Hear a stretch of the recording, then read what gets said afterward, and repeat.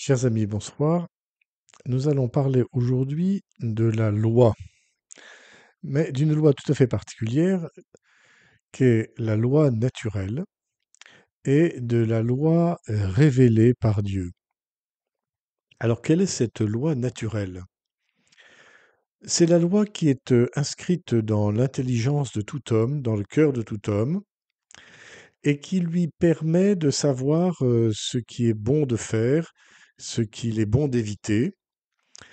C'est une loi qui lui permet d'agir, de penser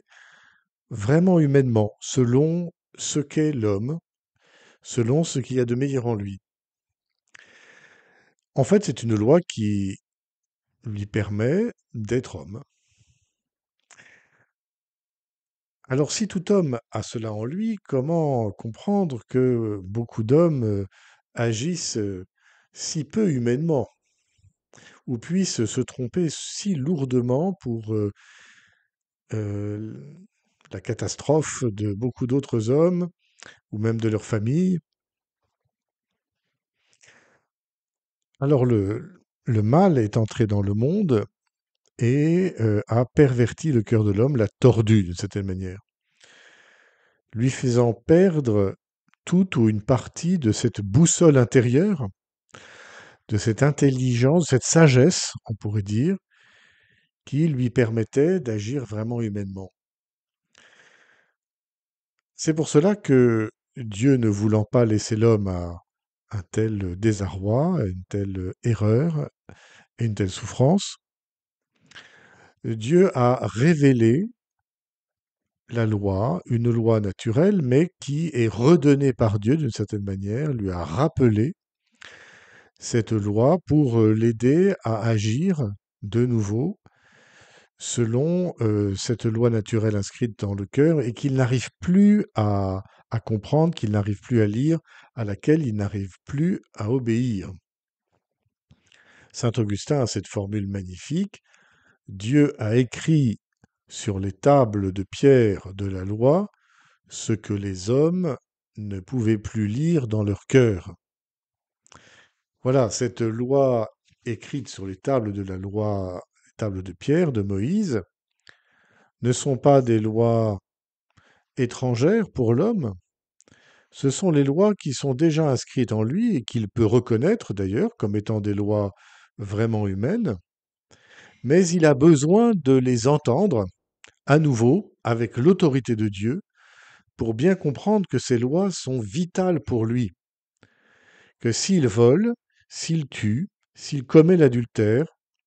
s'il n'honore pas ses parents, s'il n'honore pas son Dieu,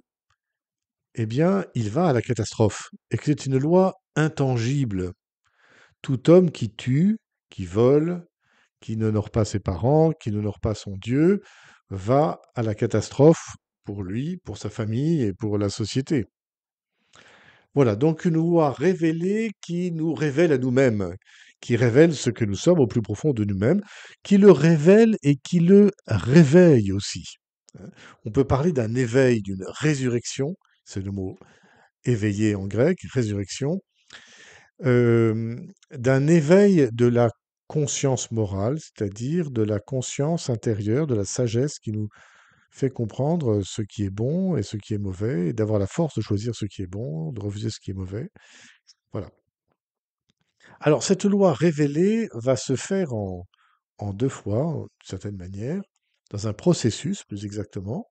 qui va commencer avec Israël et qui va se poursuivre avec Israël, mais dans la personne de Jésus qui ouvre à tous les hommes, y compris les non-juifs, la connaissance de cette loi révélée. Parce que cette loi va révéler, par l'Évangile et par l'enseignement de Jésus, n'est autre que la loi de Moïse, mais expliquée jusqu'au plus profond d'elle-même, et expliquée derrière encore ce qu'il en apparaît à première vue, mais comme une explication plus profonde, un niveau plus avancé de l'explication de cette loi de Moïse. Et cette explication profonde de cette loi de Moïse nous ouvre à la loi évangélique, qui est la loi de l'amour. Et Jésus ne nous ne se contente pas seulement de nous parler de cette loi de l'amour, mais il nous en donne la force par le don de l'Esprit Saint, donc que nous recevons le jour de notre baptême et de notre confirmation.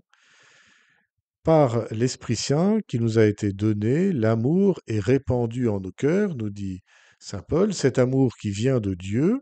cet amour qui résume toute la loi de Moïse, toute la loi de l'Évangile, le discours sur la montagne. Dieu est amour, aime de l'amour même de Dieu et fais ce que tu veux, dit saint Augustin.